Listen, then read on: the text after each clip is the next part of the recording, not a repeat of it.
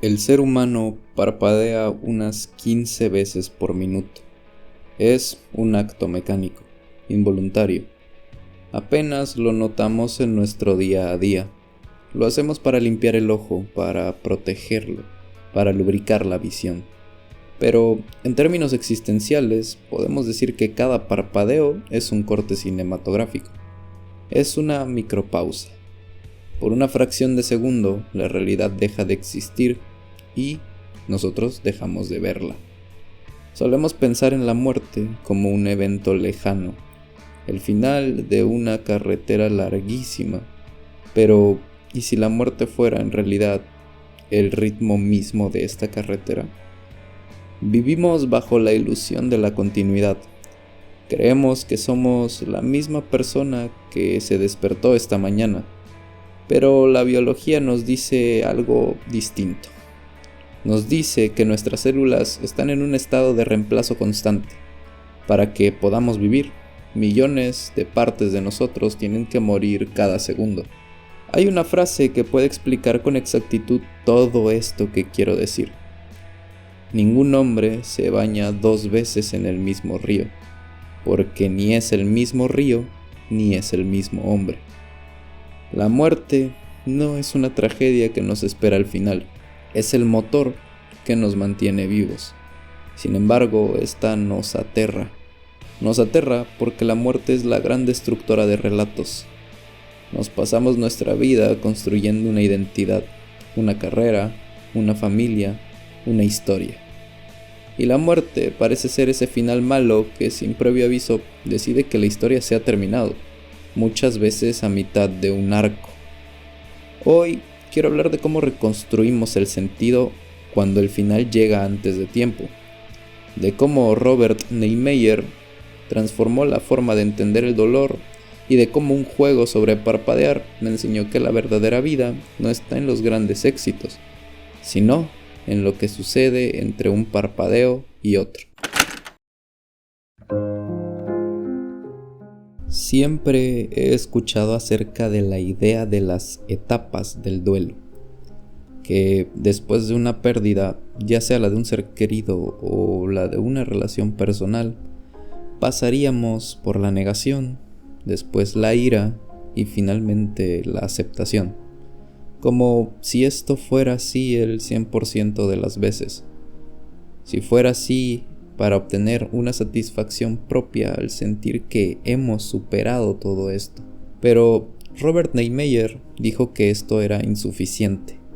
Para él, el ser humano no es solo una criatura que siente. Es una criatura que narra. Somos animales narrativos. No vivimos en un mundo de objetos, sino en un mundo de significados. Aquí es donde Neimeyer introdujo un concepto llamado mundo asuntivo. Suena complejo, pero piénsalo así. Imagina que tu vida es una casa construida sobre unos cimientos, y estos cimientos son tus propias creencias. Soy joven, mis padres estarán mucho tiempo, el esfuerzo siempre rinde frutos. Cuando la muerte interrumpe, no solo se lleva a una persona o una posibilidad, hace estallar los cimientos de la casa que tú mismo construiste.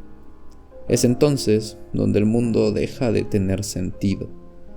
Neimeyer propone que el duelo no es un proceso de soltar, sino de reconstrucción del significado. No se trata de olvidar al que se fue o de ignorar que vamos a morir. Se trata de aprender a editar nuestra historia para que ese evento, por doloroso que sea, tenga un lugar. El sufrimiento, según esta visión, ocurre cuando la historia se queda atascada, cuando no podemos encontrar una forma de que el final del capítulo encaje con el resto del libro que estamos escribiendo. Aquí la pregunta cambia. Ya no es ¿por qué me pasó esto?, sino ¿qué historia puedo contar ahora que esto me ha pasado?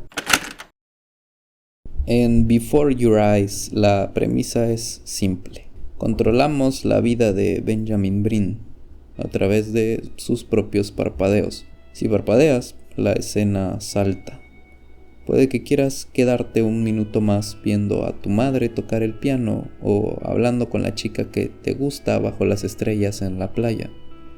Pero tu cuerpo te traiciona, parpadeas, el tiempo se te escapa de las manos. Ben está muerto al empezar el juego. Está frente al barquero, quien debe contar su historia para que Ben pueda pasar al más allá. Y aquí vemos la teoría de Niemeyer en acción. Ben miente. Ben le cuenta al barquero una versión de su vida donde fue un niño prodigio, un artista de éxito mundial, una leyenda. ¿Por qué? Porque en su mundo asuntivo, una vida que termina joven solo tiene sentido si fue una vida extraordinaria, una vida llena de éxitos. Si fue promedio y murió, entonces fue un desperdicio. Esa es la narrativa que Ben intenta reconstruir para no enfrentar el vacío. Pero el juego, de forma única, bajo estos parpadeos, nos obliga a ver la verdad. Nos obliga a ver las escenas que Ben intentó ocultar. La habitación de hospital, las dolorosas pláticas de sus padres acerca de su enfermedad, el olor a medicina, los días donde no pasó absolutamente nada.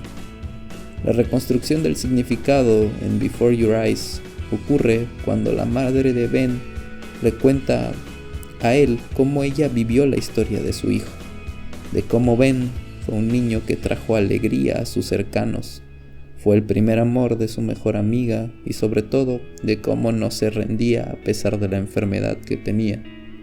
Ben acepta que su vida no fue valiosa por los aplausos que nunca llegaron, sino por la luz del sol entrando por la ventana mientras su madre le leía un libro. El significado no estaba en el logro, sino en la presencia. Ben nos muestra cómo funciona el concepto de Niemeyer cuando entiende que su tragedia no invalida su existencia.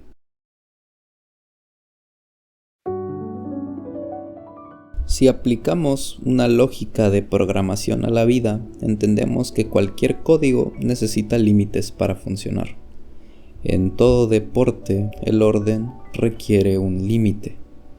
En la narrativa, la muerte es esa frontera. Mucha gente vive intentando ignorar el final, pensando que así serán más felices. Pero la psicología de la reconstrucción nos dice lo contrario. Aceptar la finitud es lo que nos permite vivir. Si tuviéramos infinitos parpadeos, ninguno tendría valor. Hay cierta escena en el juego donde Ben una noche hace un plan para escaparse con su mejor amiga a dormir en la playa, viendo las estrellas. Ambos logran llevar a cabo el plan y terminan haciéndolo realidad. La belleza de esta escena en el juego radica en que sabemos que va a terminar. Niemeyer habla de la oscilación.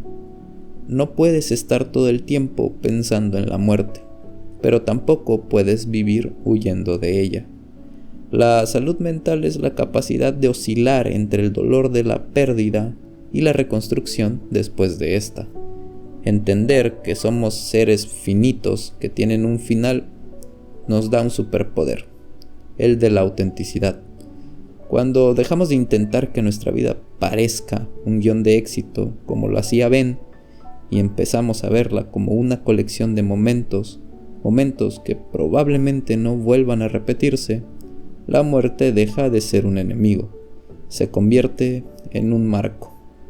El marco no es la pintura, pero es lo que nos dice dónde termina el cuadro y dónde empieza el resto de nuestra historia.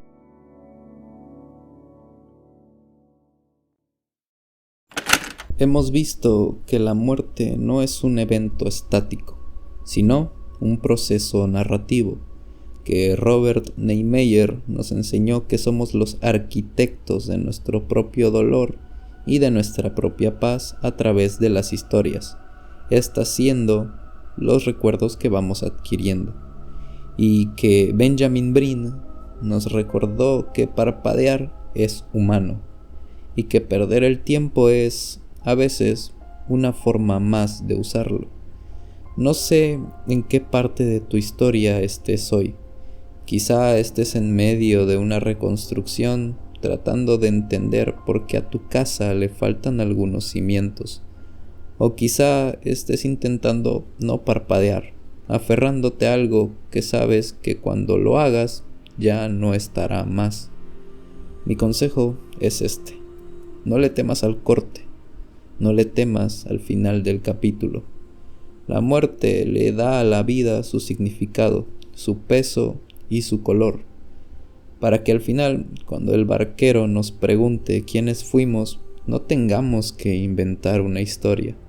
Espero que podamos cerrar los ojos con la tranquilidad de quien sabe que, aunque el parpadeo fue rápido, la visión fue clara. Gracias por acompañarme en este parpadeo y nos vemos en la siguiente historia.